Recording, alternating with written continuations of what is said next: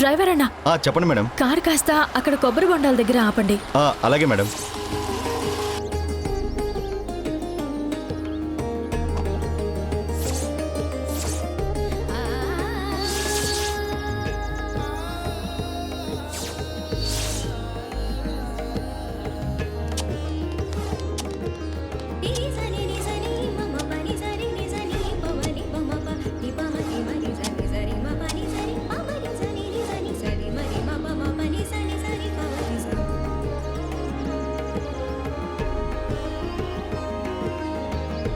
Baby, on the వేలో ఏదైనా star హోటల్లో తినేసి వెళ్దామా?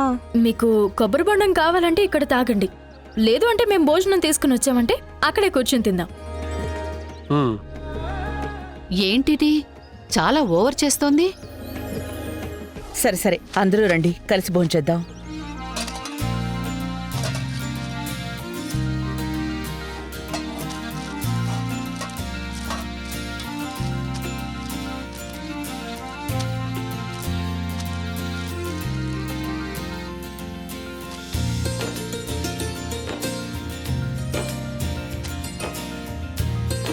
ఇదంతా దీనివల్లే.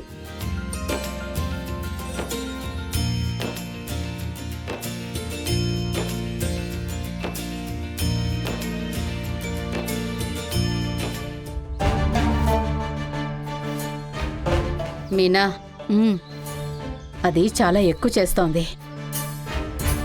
ఇంతమంది ముందు మనం ఏమీ మాట్లాడలేకపోతున్నాం.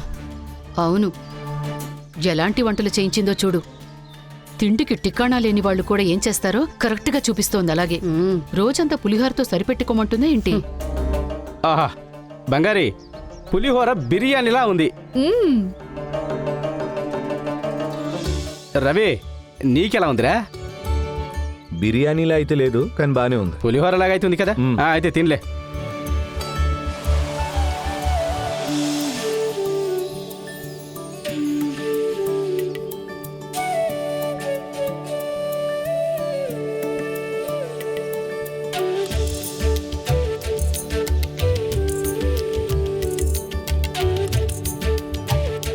ఇది మా తాతగారి ఊరు కదా, ఈ ఊరికి ఝాన్సీ అమ్మకి ఏంటి సంబంధం?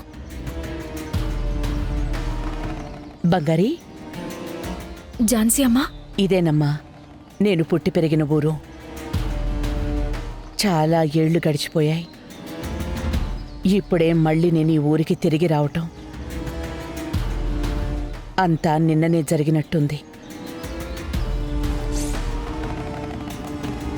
మీ అమ్మని కొంచెం పిలు. అమ్మా, తను అమ్మ ఎక్కడా? లోపలే ఉండాలక్క. అమ్మా ఎక్కడున్నావు? ఇన్నేళ్ళైనా ఇంకా వాళ్ళకి ఎవరు మంచివాళ్ళు ఎవరు చెడ్డవాళ్ళని తెలియటం లేదంటే ఏం చేస్తాం మనం? మా ఊరిని ఝాన్సీ అమ్మ ఎందుకు ఆవిడ ఊరు అని చెప్తున్నారు? అమ్మ కూడా ఝాన్సీ అమ్మ గురించి మాట్లాడేటప్పుడు ఎప్పటి నుంచో బాగా తెలిసినట్టే మాట్లాడింది. ఒకవేళ ఝాన్సీ అమ్మకి ఏమైనా సంబంధం ఉందా?